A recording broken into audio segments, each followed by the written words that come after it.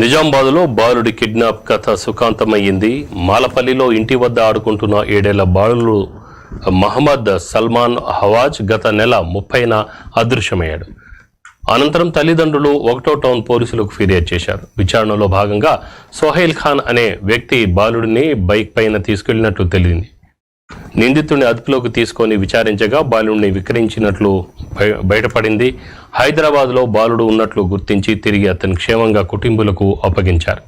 Case ఛేదనలో కీలకంగా వ్యవహరించిన ఏసీపీ కిరణ్ కుమార్, 1వ టౌన్ సిఐ విజయబాబు బృందాన్ని సిపి కల్మేశ్వర్ అభినందించారు. నిందితుడిని రిమాండ్కు తరలించినట్లు అదనపు డీసీపీ జయరాం తెలిపారు.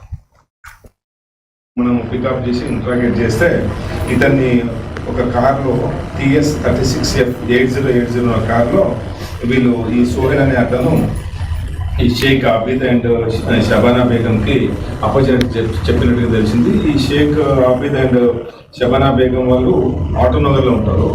వీళ్ళ మీద ఇంతకుముందు కూడా ఇట్లాంటి కిడ్నాపింగ్ కేసులు ఉన్నట్టుగా మనకు దర్యాప్తులో ఇన్ఫర్మేషన్ వచ్చింది. దర్యాప్తులో వీళ్ళని ఇంట్రాగేషన్ చేసి భార్య భర్తలను తీసుకొని హైదరాబాద్ వెళ్తే అక్కడ ఇంకా వేరే ముఠా సభ్యులు కూడా ఉన్నట్టుగా గుర్తించాము. అక్కడ మనము ఈ ముస్తఫా నగర్ అన్సారీ రోడ్డు ఫలక్నామా దగ్గర ఈ అబ్బాయిని ఈ రమేష్ టీము తర్వాత చాలా కష్టపడి గత 3 రోజులుగా శ్రమించి వాళ్ళ గురించి ఇన్ఫర్మేషన్ పెట్టి ఈ అబ్బాయిని ఈ మెనాజ్ని ఈరోజు పొద్దున కస్టడీలో తీసుకోవడం జరిగింది. ఈ మెనాజ్ని వాళ్ళ తల్లిదండ్రులకు ఇప్పుడే అప్పగించాము. సోహెల్ కానీ తర్వాత షేక్ ఆబిద్ తర్వాత షబానా బేగము వాళ్ళతో ఉన్న హైదరాబాద్లో ఉన్న ముఠా సభ్యులు టోటల్గా ఇట్లాంటి ఎన్ని చేశారు, ఇంకా ఎంతమందిని ఇట్లా చేశారు అనే దాని గురించి